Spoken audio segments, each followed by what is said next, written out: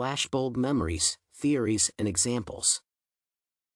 Usually, people are confident in the inviolability of their memories and are ready to vouch for the accuracy of the details, especially when it is a significant event for them. Meanwhile, false memories are the most common thing. They inevitably accumulate in the memory of every person. Most people have so-called flashbulbs, flashes of which places they visited and what they were doing when something important happened. For example, it could be the assassination of President John F. Kennedy or the explosion of the Space Shuttle Challenger. However, no matter how clear and detailed these memories are, psychologists find them surprisingly inaccurate. Verification of the flashbulb memories theory belongs to American researchers Roger Brown and James Kulik. According to this theory, the news about a surprising and significant event is not just remembered but makes a person remember the immediate context in which the information was perceived.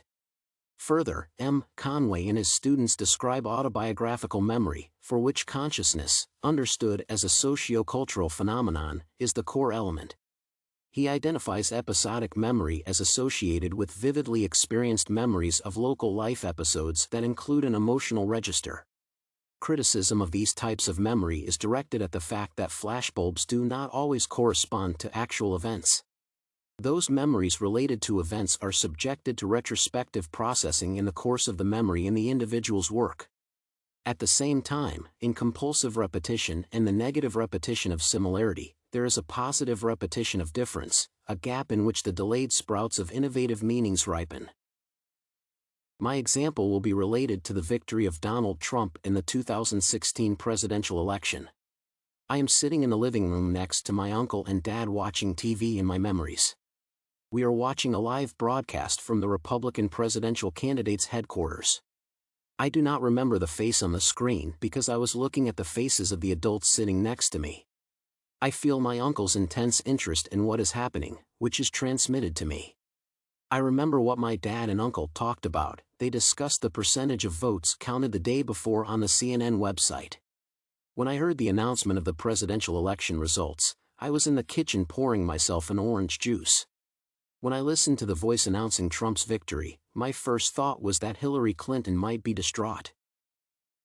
Speaking about Trump's past victory during the recent presidential campaign, I accidentally discovered that my memory was not accurate but substituted. I was talking to my uncle, who told me the news. In a conversation with him, I mentioned that I learned about Trump's victory from a news program. This memory replaced the original one, in which I heard the news from my uncle, who told me about Trump's victory when he followed me into the kitchen. While Trump's victory was significant and emotional to me, there was a memory swap. Based on the above, my flashbulb memory event experience is consistent with the critics of flashbulb memories. The memory of a person's life experience is incomplete and placed not in chronological but in eventual time. The recollection of experience is recursive, it repeats itself, transforming in the inner world of a person. The experience is repeated in the life world, unfolded again, experienced, and re-experienced by a person in one's work. The individual's work mediates the recollection of past experiences, the objective meaning is embodied, turning into a living, lasting event.